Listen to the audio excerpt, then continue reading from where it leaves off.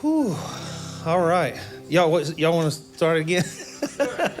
I think I could go another hour of just that. How about you? Y'all be seated a minute. Oh, man. Well, welcome to the dwelling. My name's Gunner. I'm the lead pastor here. And man, I love Easter. I love Resurrection Sunday. There's just a life when you start talking about resurrection life. And because it's more than just a historical fact, right? It's a reality. Amen. And it's something that didn't just happen years ago. It's happening right now in this room. Yeah. Resurrection. And I know that we got some first-time guests in here, and we're so glad you guys are here, that you spend your Easter with us. And let us know who you are. Do that QR code thing on the back of the seat, and come back next week. I hope you feel like family, and but we'd love to have you back next week to worship with us. It's like this every week, just about, isn't it? I mean, like we just have a lot of fun in Jesus around here, and we make room for His presence. And we never, ever want to blow through something just because it's Easter that He's doing. And I think even this service, 9 o'clock crowd's going to get mad because they're not going to get the 11 o'clock crowd's stuff, but that's all right. Jesus can do what He wants to. This is what we're going to do. So I got a message. I believe that the Lord has given us this Easter. But I think the end of service may look a little different because I think the Lord's highlighting some things in the room today that He wants to set free. And He wants you to walk out of this room free. I'll just go ahead and let you in on a little secret. This past Wednesday night, we had little name cards scattered all over this platform up here. And we had people come up and take a name of someone that you said that you were going to be praying for this Easter and everything. And so I know many of you are here because you were invited by somebody. And I just want you to know every person sitting in this room right now and everybody who's watching online right now, even anybody who will be listening to the podcast later, you've been brought before the Lord in prayer. You've been prayed for. Some of you by name. And I want you to know this, that God loves you enough not only to die for you and die for your sins, but He loves you enough to bring you to a little warehouse on the west side of Savannah and touch your heart and life. And I believe today that He wants to do that in so many lives. And so can you open your heart? I don't know where you are spiritually. I don't know where you are on your faith journey. We're all on a different spot, right? We're all in a different spot with Jesus. But I want us, every one of us in here, if we could just take a moment and just whatever we're kind of like holding on to, like got that seatbelt on, just take the seatbelt off. Wow, that's good. And just let Jesus be Jesus today. Yeah. Man, that would change everything. How many know He's enough? Yeah. He's enough. Jesus is enough. And there's a phrase that's been just bouncing around in my heart for the last few weeks. And this is what I want to just release this sentence over you this morning. And I want it to sink down deep inside of your heart. And I want you to grab a hold of this. You ready? Here's the message for today. Jesus is not intimidated by darkness. That's great. Jesus is not intimidated by darkness. He's not intimidated by what's going on in the world. He's not scared. Jesus is not intimidated by the darkness in your life. Some of you, man, I'm going to tell you, this is most people nowadays, honestly, with everything that's going on the last few years. There's people walking around in just really dark place. You got a dark cloud around you all the time. You lay down at night, you can't sleep. You're tormented. It's thoughts coming in all the time. It's fear. And you may think that's okay, but it's not okay. Yeah. It's not okay. And I just don't think that the Lord wants you to stay there today. If I can just be so bold to say that. I think that the deliverer is in the house today and wants to set you free. He wants to set you free. He wants to give you resurrection life. Jesus told the lady at the well, he read her mail. He said, go get your husband. And she's like, yeah, about that. And she's like, I don't have a husband. And he's like, you're right, you had a few, and the one you're with right now, he's not even married, and like you've had a past, but it wasn't condemning. Right. Jesus said, you know what? That's just a symptom of something deeper. You're thirsty. Like thirsty. Yes. And he said, the water that I give, you'll never thirst again. And the water that I give is not just to get you by for a little while. The water I give is a river of living water that flows from inside. That's resurrection life. And it's not just what Jesus has, it's what Jesus gives to us. Yeah. So today we celebrate that, but knowing that a lot of people in here are walking in darkness. A lot of people watching online are just walking in this dark place in your life, whether it's of your own doing and your own sin, your own choices or whatever, or it's maybe because of just the way life is right now, or it's maybe something was done to you and there's just darkness. Jesus isn't afraid of it. Jesus, in fact, walks into darkness. He doesn't run from it. He doesn't avoid it. It attracts his nature because love is who he is.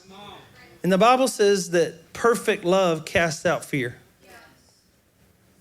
That's why he's not scared, because he's perfect love. God is love. He's so not afraid of darkness that in a garden, on his face, sweating drops of blood, he said, I'll do it, Father. Your will be done. He's so not afraid of darkness that with all of your sin and all of your failures and all your rebellion and all of your mistake, all of this, all of mine, of the whole world, he literally walks with a cross on his back, knowing where he's going, walking straight into darkness. And then what kind of evil does it take for a person to take a hammer and a nail and fasten another human to a piece of wood?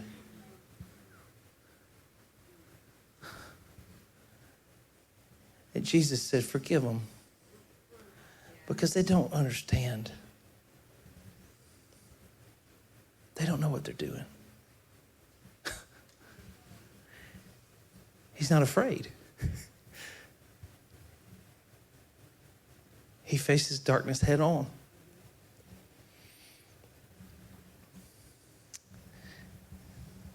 Scripture says he descended into hell and took the keys. You can't get any more dark than that. He's not afraid. And when hell shows up in your life, he's not afraid of that either. He rose with healing in his wings, with authority in his hand, with love for you in his heart. He went to the cross. He went into a dark tomb because he was compelled by love for his Father.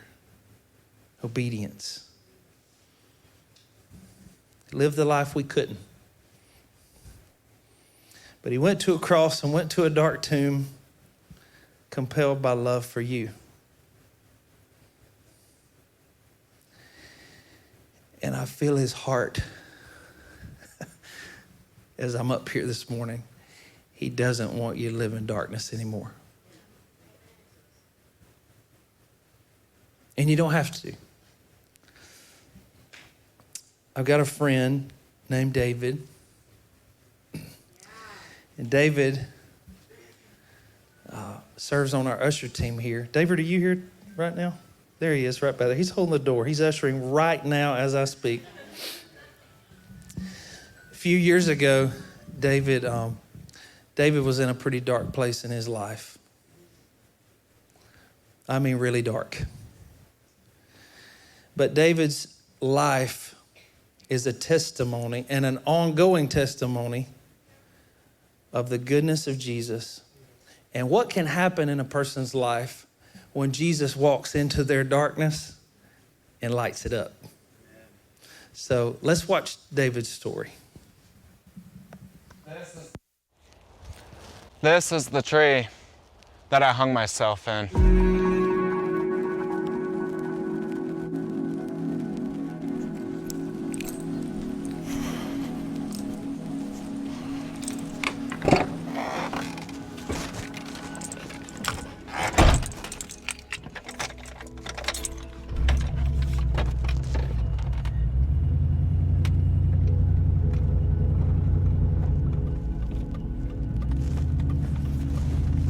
I won't say it was anything different from the day before.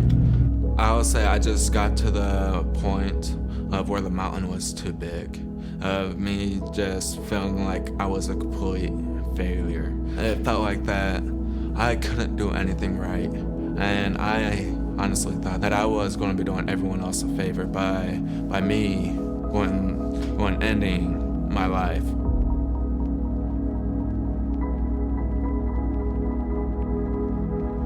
On June 11th of 2019 was the day when I attempted to take my life. And 1 year later, I'm on my way to go revisit this location. I remember that day very clearly. When I was on lunch at work, I just sat in the corner in the chair on my phone, doing research with, what is the best way to end my life. I got off work on June 11th around 5:30 in the evening. It was actually very hard to even find anything because everything that was popping up was, you need to call this number, you need to go get help. As I was on my way home, I just sat there and yelled to God just to be able to take my life, just to kill me in a car accident. Because someone T-boned me or something just ended up happening so I didn't have to take another breath. I've tried to be the husband, I've tried to be a friend, I've tried to be a father, and I have failed. I went into the garage and I looked for something that I could use to hang myself. I ended up finding this ratchet strap where I was like, you know what, this will do. I went back into the house, went through the back door, and I jumped over the fence. I was searching, walking through the woods, jumping over puddles, and just finally, I was like, this is the tree. I climbed up this tree by bear hugging it and climbed all the way up to the first branch. And as I got up into that tree, I just sat there.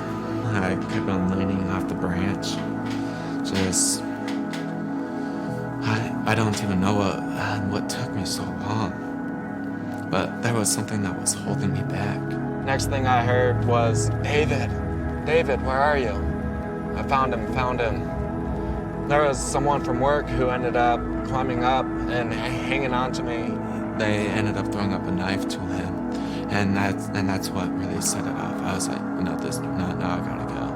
I went and hung myself. I do not know how long I was hanging.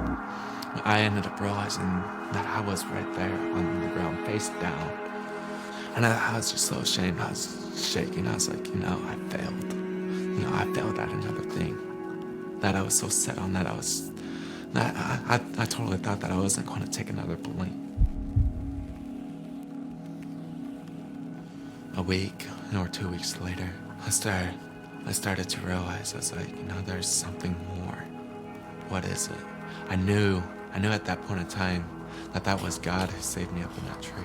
God still had a purpose for me. I was like, there's another step that I need to make. And that next step was for me to actually give my life to God. And that is when I even started to be able to really, really let go of everything that's happened in the past. Those chains, every single chain was just broken. I am a completely different person than what I was a year ago. I wake up in the mornings and, kid you not, I even skip breakfast because I'm so excited. A 30-minute commute to work, and I just work on cars, and all my coworkers are like, what are you on? I need some of that. And I'm like, I got Jesus. And I come here to bring a positive attitude. My passion is in cars. My passion is with God. And I'm able to be able to do that all at once.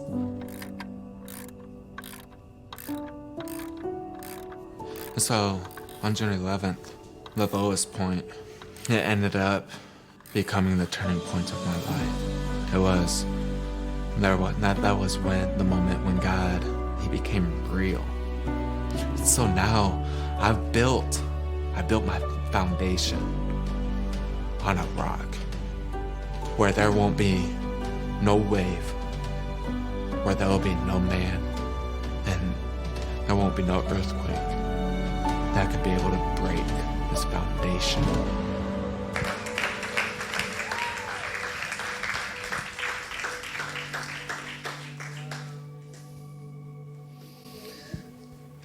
He said, my lowest point became my turning point. If you're in a low point this morning, David's story can be yours. Because David didn't turn his life around. Did you, David? It was Jesus. And the same Jesus that rescued David's life and has changed him and done such a deep work in him. The same Jesus is here this morning to do that in your life. We've been going through a series in Ephesians here at the Dwelling, and there's a verse in chapter 3. It's verse 12, and I think it just sums all of this up really nicely. And here's what it says. Paul says, in him and through faith in him, we may approach God with freedom and confidence. In him and through faith in him, we can approach God with freedom and confidence. You may ask, how can I come to God? How can I approach God? How can God change my life that way? What does that look like? What do I do? What do I do? Well, I think Ephesians chapter 3, verse 12 tells us what to do. It says, in him and through him. In him means that it's possible in him, not in me. So the power to change your life, the power to forgive that person that's wronged you, that power to forgive yourself, that power to turn away from the sin that's just got you in chains, that power is not in you. And that's the first thing you need to realize. It's not in you, it's in him. And salvation is in him alone. It's through the finished work of Jesus on the cross that it's possible for you to turn around. A low point can be a turning point because of Jesus' low point is our turning point. It's the cross of Jesus. It's what he accomplished. We cannot pay the debt ourselves. He had to do it for us. Yeah. And so it's in him. It's not in us. So the first thing you got to do is you got to turn your eyes not on your issues, not on your addictions, not on your problem. You need to turn your face toward Jesus because it's in him that it's possible. And then this next little phrase, through him, through faith in him. So Jesus did it on the cross. And there's nothing more that can be done. He won the battle. He finished it. As a matter of fact, that was his last words. It is finished. It wasn't, it is fine. And now, Daniela, you take it, No, it's all right now, Jacob. It's on you now, boy. No, he said, it's done. It is finished. It is finished. The payment is made in full. But we do have a responsibility. Because a gift is not a gift unless it's received. The Bible says that it's the free gift of eternal life. We can't earn it. We don't deserve it. We can't work for it. We can't beg him for it. It's a gift that he's freely wanting to offer us. And through faith in him looks like receiving that gift. And so it's both and. He did it all, but we have to make a decision. And we have to say, yeah, I want that Jesus in my life. I love that Jesus more than I love my life. I would tell you, when you really believe the gospel and when the Holy Spirit just shines a flashlight on the gospel and you get it for the first time, and I believe there's people in this room that's happening. Like for the first time, maybe it's flipping the switch that, it's not about changing my behavior. Yeah. It's about receiving what he's already done. Right. See, religion is spelled D-O. Yeah. But the gospel is spelled D-O-N-E. Come on. It's not about what I do. It's not about my behavior and changing things so that God will like me and accept me. No, it's in my darkness, choosing the gift that he's given me. Right there in the middle of the hell that you're in, Jesus is there with a resurrection life. God, that's good news. What is religion? The gospel of Jesus Christ. Yeah. The gospel. The good news. And so I was thinking, as a preacher who stands up here with the microphone, I think often, I've been in that spot where the preacher has said this before and I didn't have a relationship with Jesus. And I try to keep myself in that spot sometimes of like, we're not all just on the same track. And I just believe some of us this morning need to give our hearts and lives to Jesus. But I was thinking, what held me back for years from just saying yes and going all in with Jesus? And I think it vacillated between one thing and the other. You know what those two things are? Pride and shame. Pride says, I got this. I can handle it. It's not that bad. I don't need Jesus. I got this. I can pull myself up by my bootstraps. I'm not as bad as her, It's pride. And then on the other hand, I would swing into shame of like, there is no way, having done what I've done, thought what I've thought, said what I've said, fill in the blank, that God could ever love me, forgive me, use me, do anything in my life. Not that he couldn't, but that he wouldn't want to. And so we either puff ourselves up with pride that keeps us from receiving the gift. I don't need your gift. And that's rebellion. And that's sin, by the way. It's not about the things we do. It's the pride in our heart that says, I don't need you. And that's the reality of being apart from Christ. I don't really need you. Thanks. But the shame is, I need you, but I'm too ashamed to come to you. Yeah. And can I just tell you today, whether it's that darkness or that darkness, it doesn't matter. He'll walk into both areas of your life and shine his light and change you from the inside out. Yeah. And so the invitation today is this. Lay your pride at his feet and lay your shame at his feet. Yeah. Just lay at his feet. It's a heart that says, Jesus, I need you. And I give you my life. It's what you did for me that I'm receiving. Worship team, come on up. We're gonna worship at the end of service and have a wild dance party, okay? But I want to give the opportunity for someone in here or someone watching online or listening to the podcast later. If you've never given your heart and your life to Jesus, don't let pride stand in the way today, and don't let shame stand in the way. Lay your life down at his feet.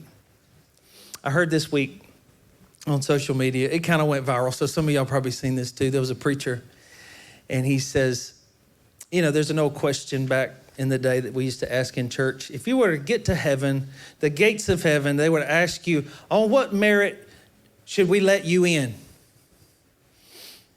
And he said, this preacher says, there was a thief on the cross beside Jesus, and he went to the gate of heaven, and they asked him, on what merit should we let you into heaven?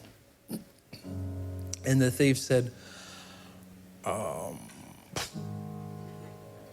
don't know. I mean, I'm just a thief. I have no merit. I mean, I was just killed for being a thief, been a thief all my life. And that's who I am. And there is no merit to let me in. All I know is the guy on the middle cross said I could come. And that is salvation, guys. That is the good news. I mean, thief on the cross never went to Sunday school. He never knew the answers. His doctrine was probably not right.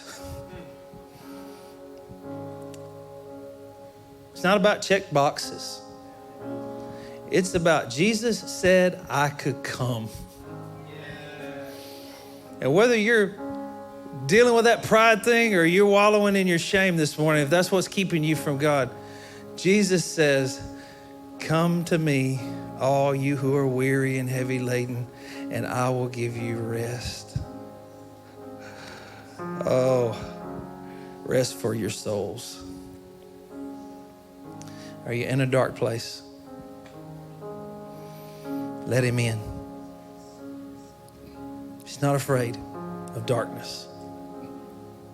So here's what I'm going to challenge you with. I know the lights are on. Nobody's head's bowed. Nobody's eyes are closed. Jesus said, if you'll confess me before men, I'll confess you before my Father. And if you're in this place today and you say, I need a relationship with Jesus, that's me. Like, I don't want to do the religion thing anymore. I'm tired of that. I'm tired of the pride thing and the shame thing. I'm laying my life down at his feet as my King, my Lord, my Savior. And I can't clean myself up, but he can. And all I'm saying is he said I could come. And so here I am. If that's you, stand to your feet. Just go ahead and stand up. Don't wait on anybody else. If you're in this place, you say, I'm ready today to give my heart and life to Jesus. I'm ready to receive the free gift of eternal life. Stand up. Stand to your feet. Come on. We had one person in 9 a.m. service sitting right there. And they waited a little while. And it's okay. I'm not scared of awkward. I'm not afraid of being awkward. We waited a little bit, and he stood up. God's been working in Sam's life. And today he made it public. Come on. It's awesome. He said, I'm going to follow Jesus no matter what. Who is that? Come on, stand up. Who is it? You've been waiting. You've done the church thing. You said, I went to VBS when I was little. I got baptized when I was little. If you don't know Jesus, now's the time to know him. He's here. He wants to forgive you. He wants to come in and cleanse your life. 5 seconds. Come on. If you're watching online today, you want to give your heart and life to Jesus, all you have to do is this: believe, repent. Believe that Jesus is who he says he is and did what he said he would do, and that he can do it in your life. And then just ask him, Lord, forgive me of my sins. Can we do that out loud? Let's do it all together for the people watching online. Lord, I'm a sinner and I need your grace. I'm asking you to come into my life and change me. Forgive me. Fill me with your Holy Spirit and give me the power to live a life like you lived. In Jesus' name, amen. Amen. All right, let's all stand to our feet. Here's what I want to do. I told you things would be a little different at the end of the service. I do want to sing this song, but I just want you to be vulnerable for just a minute. Can I ask that? If you're in a dark place right now in your life, and there's things that you would feel like are just really holding you back, whether it's a sin or whether it's a habit in your life, whether it's addiction, or maybe you're just like, you know what? I can't sleep at night. Or I've got things just weighing down on me. I haven't been myself in quite a while, Gunner. And I just want prayer. I want to invite you to come. Okay? So I want to ask some of our community leaders to come on up here if we've got any in here. And Daniela, so Shay.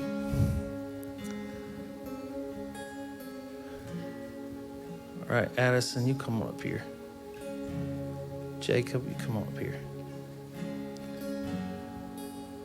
Okay, so here's what we're gonna do. Hey, this is the last service. Y'all okay with doing this? All right, so here's what I want to ask you to do. If that is you, I want you to just come on up and get prayer from somebody. With people already coming, okay?